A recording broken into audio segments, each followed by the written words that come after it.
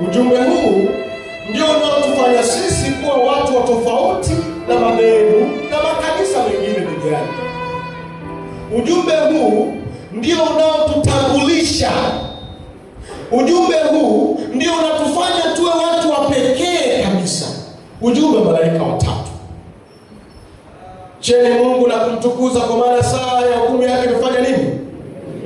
Msujudieni yeye aliyezifanya mbingu na nchi. Wito wa wanadamu duniani kumwabudu Mungu katika roho na kweli imeachwa mikononi mwa Waadventista wa Sabato. Na tumepewa agizo la kuambia watu kutoka katika Babeli wasishiriki katika dhambi yake, na watakaoshiriki katika dhambi yake watanywea katika kikombe cha ghadhabu ya Bwana ambayo haijachanganywa. Lakini tunakuja kukutana na ujumbe wa matumaini ya kwamba hapa ndipo penye subira ya watakatifu, wa hao wazishikao amri za Mungu na imani ya nani? Jamani, Bwana asifiwe sana. Unajua, Waadventista wa Sabato ni watu wa unabii. Lakini pamoja na kwamba tumekuwa watu wa unabii, hatupendi unabii. Utafiti wangu mfupi kabisa ambao nimeufanya kwa baadhi ya makanisa ambayo nimepata muda wa kusali huko. Hivi mwawe kujiuliza ni kwa nini washiriki wengi hatujui unabii? Yaani ukianza kuzungumza habari za unabii hapa, utaanza kuangalia watu wanaogopa. Sio kwamba na mimi naujua sana unabii, hapana, ila nimetamani kuchagua kwa mwanafunzi wa unabii. Na mimi pia kadri siku zinavyozidi kuelewa, mwanafunzi mzuri anahitimu vizuri. Jamani, Bwana asifiwe sana. Jambo la kwanza, unabii ni mgumu kueleweka na kuelezea. Hivi mmenielewa vizuri? Yaani tukianza kuzungumza alama za mnyama hapa, na nikisema kwamba Yesu amesema, njooni kwangu ninyi nyote msumbukao na kulemewa na mizigo ya dhambi, nami nitawapumzisha. Katika mchana wa leo, nani anatamani kupumzishwa na Bwana? Simama tuombe. Simuone imekaa rahisi tu hiyo. Simeiona hiyo. Na hiyo mtaji wake huwa ni mdogo sana. Uwe na microphone yenye nguvu, uwe na booster ambayo iko very powerful. Nilikuwa namsikiza mchungaji mmoja, mchungaji wetu wa Kiadventista, na msahau sana jina lake. Alikuja kwenye makambi ya Kurasini. Juzi alikuwa anazungumza habari ya kusema, ukitaka kufanikiwa katika maisha sasa hivi, wewe anzisha kanisa. Hivi ndio nimesikia hiyo ndani yake. Wangapi wamesikia? Hivi sio nikupe. Anzisha kanisa. Na mtaji uwe na watu wanaojua kusifu Mungu hapa, kama kina Marco Presti wakija kusema, "Ainuliwe Bwana wa mabwana." Inapigwa sebele ya nguvu hapo, watu wanaleta sadaka. Jamani, Bwana asifiwe. Maisha yanaendelea. Uwe tuna sauti yenye ngurumo ya pokea. Azimio, umesikia hiyo sauti? Ukihubiri hivyo mwezi tu, yaani hapa umeondoa watu, kanisa liko kule. Na serikali inaweza kukutengia eneo maalum. Sasa utaanza na biashara zingine, leso ya upako, udongo wa upako, kalamu ya upako kwa ajili ya kufanyia mtihani. Yaani vitu simple tu. Unaweza unakuta tunakufa tu maskini, lakini vitu vya kufanya ili utajiriki ambazo sio halali ziko nyingi. Jamani, Bwana asifiwe. Kwa hiyo unabii ni mgumu kufundishika, lakini pia ni mgumu kueleweka. Lakini haina maana kwamba ni mgumu. Ni wewe au mimi ndio nimeamua kufanya unabii kwa nini? Kwa mgumu. Lakini pia ukieleweka, unabii una hali ya kutisha. Kisha nikaona joka. Yaani kitendo cha kusema joka tayari. Yaani mtu mwingine tayari ameshafanya nini? Umetishika. Joka akamkasirikia mwanamke mwenye kanisa la Bwana. Yaani ukishasikia tu joka, yaani ukishasikia tu joka. Joka. Jamani, wangapi wanaogopa nyoka? Sisemi uongo, leo Sabato. Wangapi wanaogopa nyoka? Yaani hapa pite tu hapo, hata mzee mkoa hajanyosha, lakini akipita tu hapa wote tutacheza rege. kapita wapi? Wote tutarukaruka hapa.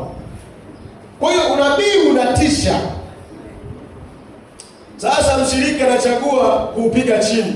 Kwa nini kujifunza mambo magumu na ya kutisha, wakati injili rahisi, smooth gospel ipo? Jamani, Bwana asifiwe.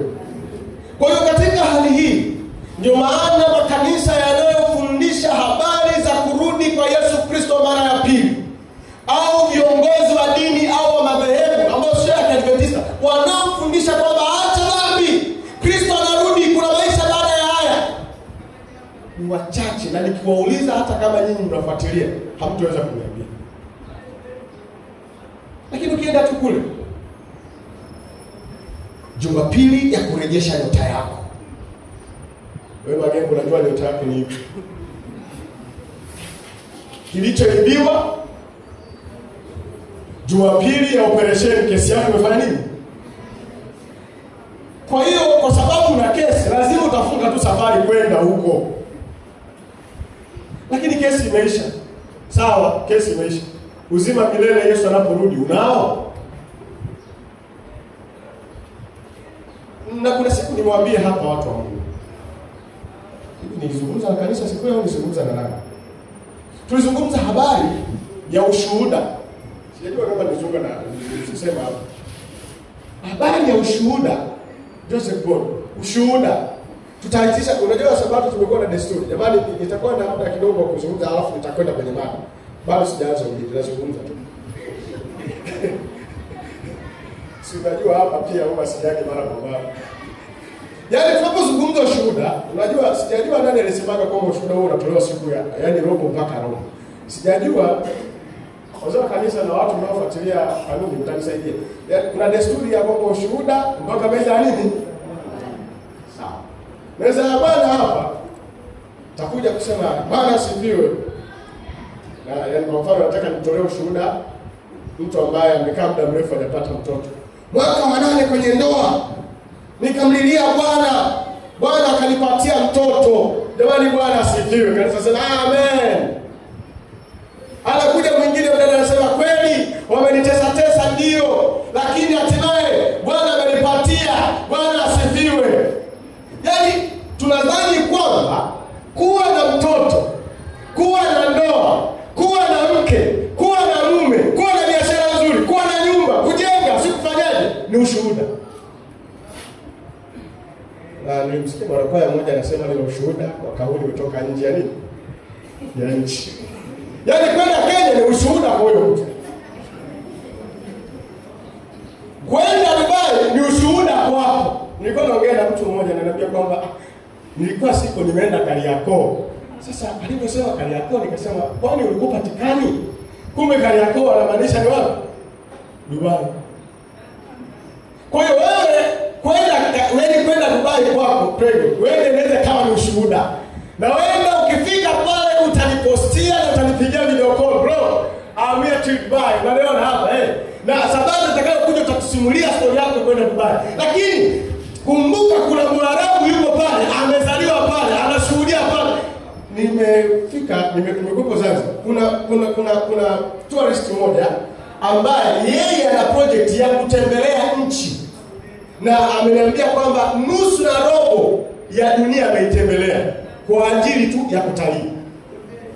Kwa hiyo anasema kwamba wiki hii nitakuwa Kenya, nitaenda Serengeti. Wiki hii nitakuwa sehemu fulani, nitaenda sehemu fulani. Amemaliza. Huyo mtu naye aje aseme kwamba nimeenda Dubai ni ushuhuda.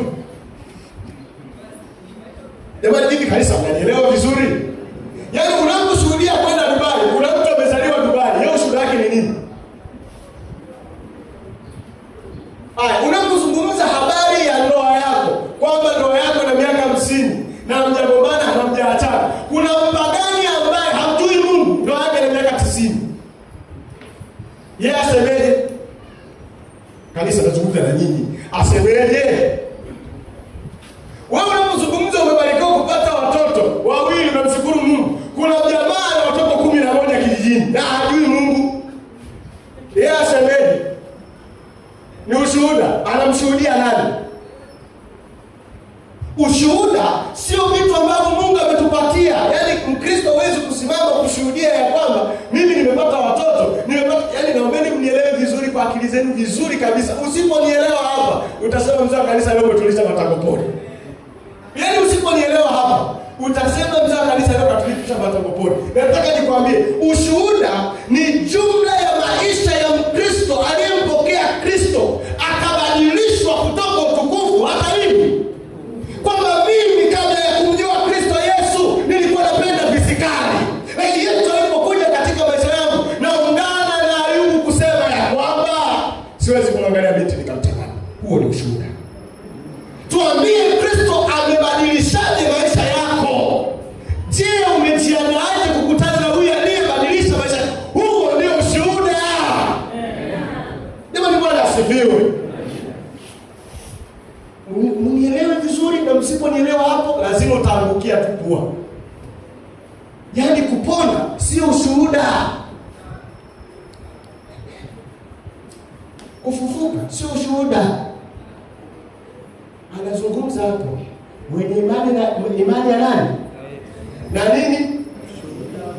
Ushuhuda ndio ushuhuda wa Mungu. Uje uambie kwamba umepata mume. Ndio kwenye Ufunuo amezungumza Yesu. Kwamba kwenye imani ya Yesu na ushuhuda wa nani? Ushuhuda wangu nimekuja kuambia mimi na imani na Yesu na ushuhuda wangu nimejenga mikwambe. Is it come in your head? Na umeni mnielewe vizuri. Ndio maana nikatengeneza nikasema sio ushuhuda.